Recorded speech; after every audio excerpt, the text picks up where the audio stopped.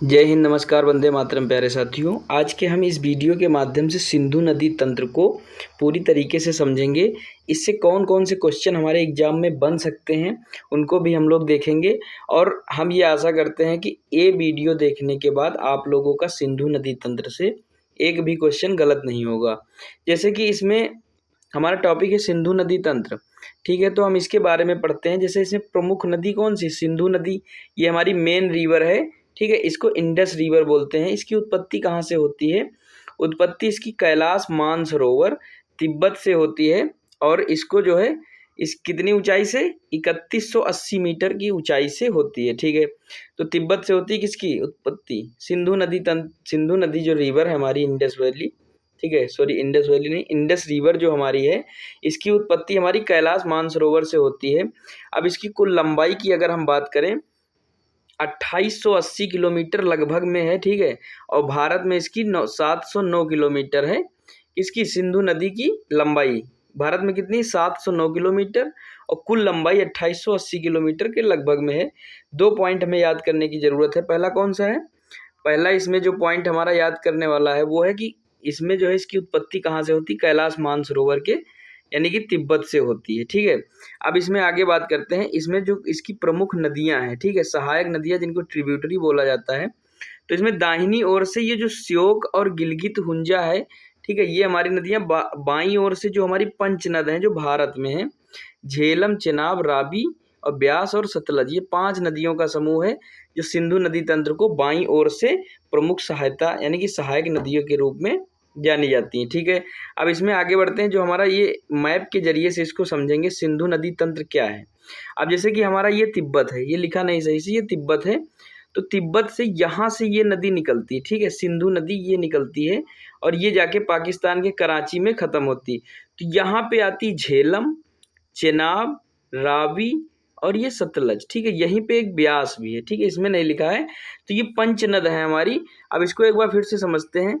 ये तिब्बत से हमारी जैसे ये निकली, ठीक है, ये नदी हमारी तिब्बत से निकली, कौन सी? सिंधु नदी। तो इसकी ये ट्रिब्यूटरी है कौन सी? जैसे झेलम यहाँ से निकली तो झेलम आके, और चेनाब ये दोनों, और रावी और सतलज, और यहाँ से ब्यास, ठीक है, ये जाके 5 नदियाँ किसमें? सिंधु नदी में मिल जाती हैं। फिर ये सिंधु नदी आगे अकेले हो जाती है और अकेले जाके किसमें? पाकिस्तान में चली जाती है और यहाँ से कराची में ये ख़त्म हो जाती है। अब जैसे इसमें हमने देख लिया, अब एक बार फिर से याद करेंगे। सिंधु नदी में कौन कौन सी सहायक नदियां हैं? झेलम, चेनाब, रावी, सतलज, ब्यास, ठीक है। तो ये हमारी पंचनद हैं, इनको याद रखेंगे। और हमारी जो उसके ऊपर है दाहिनी ओर श्योक, गिलगित और हुंजा, ये भी नदियां हम लोग एक बार पढ़ लेते हैं। श्योक, गिलगित और हुंजा, ये तीनों नदियों को भी याद रखेंगे। अब जैसे इसमें आगे बढ़ते हैं, इसमें कौन कौन सी नदी की कुछ विशेषताएं हैं, देखो इसमें क्या क्या है। जैसे कि झेलम नदी है। झेलम नदी हमारी कहाँ? श्रीनगर में पड़ती है। उलर झील, उलर झील आप लोगों ने सुना होगा, मीठे पानी की झील है। किसकी है?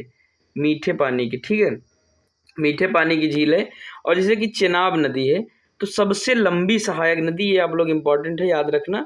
चेनाब नदी हमारी सबसे लंबी सहायक नदी है। और इसी पे क्या करता है? बाड़ा लाचला दर्रा पड़ता है। कौन सा दर्रा? पास इसको बोलते हैं, बाड़ा लाचला, ठीक है।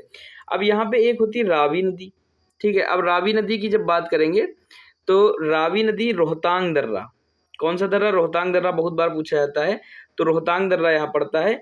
अब ब्यास नदी की बात करें तो यहाँ पे ब्यास कुंड, नदी से ही पता चल रहा है कि ब्यास नदी और ब्यास कुंड, ठीक है। तो इसमें अब बात करेंगे सतलज। सतलज नदी जो राकस ताल यानी कि तिब्बत, ये यहाँ से निकलती है, कहाँ से? राकसताल, यानी कि झील जो है तिब्बत में है, एक झील है राकसताल, वहाँ से निकलती है। और इसी पे बनाया गया जो बांध है हमारा, वो कौन सा बांध है? भाखड़ा नागल बांध। ये बहुत इंपॉर्टेंट है, ये पूछा जाता है कि भाखड़ा नागल बांध जो है हमारा किस नदी पे बना है? तो सतलज नदी पे बना है। और सतलज नदी निकलती कहाँ से? राकसताल, जो कि तिब्बत में है। राकसताल एक झील है जो कि तिब्बत में पड़ती है। आगे बढ़ते हैं। अब जैसे इसमें एक समझौता हुआ था, सिंधु जल समझौता हुआ था, ये भी बहुत बार इंपॉर्टेंट है, पूछा जाता है एग्जाम में, इसको भी हम लोग देख लेते हैं। जैसे कि 1960 में हुआ था भारत और पाकिस्तान के बीच में, ठीक है, ये सभी को पता होगा, भारत और पाकिस्तान, क्योंकि मुद्दा ट्रेंडिंग में रहता है हर दिन। तो सिंधु नदी जो सिंधु जल समझौता हुआ था 1960 में, भारत और पाकिस्तान के बीच हुआ था।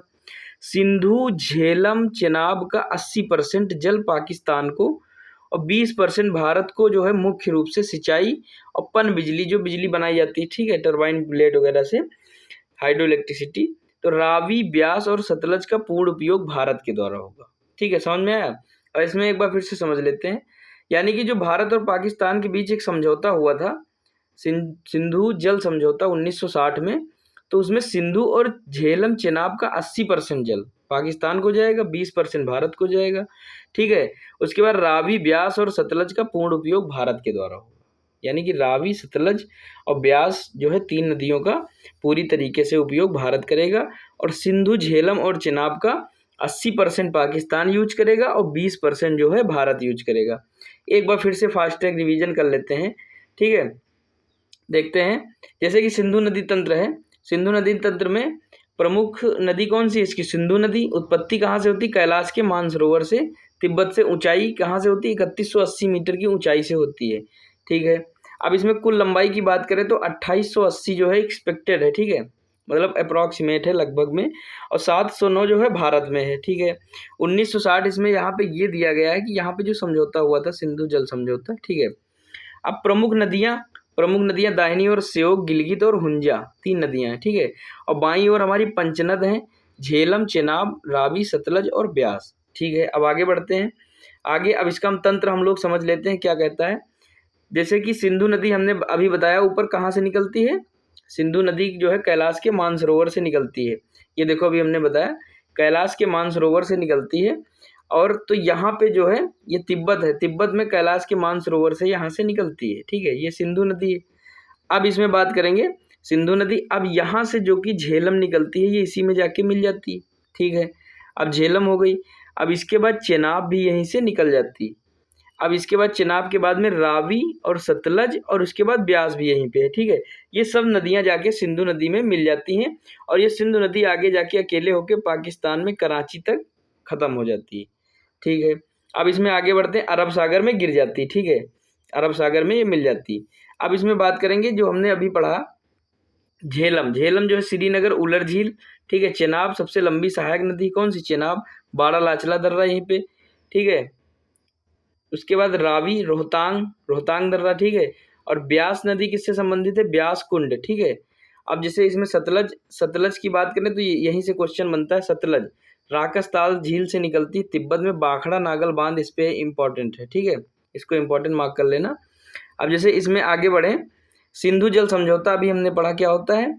1960 में जो है ये समझौता हुआ था भारत और पाकिस्तान के बीच में। सिंधु झेलम चेनाब का 80% पानी पाकिस्तान यूज करेगा, 20% जो है भारत को मुख्य सिंचाई और हाइड्रो इलेक्ट्रिसिटी के यूज में जाएगा। रावी, व्यास और सतलज का पूर्ण उपयोग कौन करेगा? भारत करेगा। ठीक है, अगर ये वीडियो अच्छा लगा हो तो एक बार अपने दोस्तों तक जरूर शेयर करना, लाइक, सब्सक्राइब और शेयर जरूर करना। धन्यवाद। जय हिंद, जय भारत।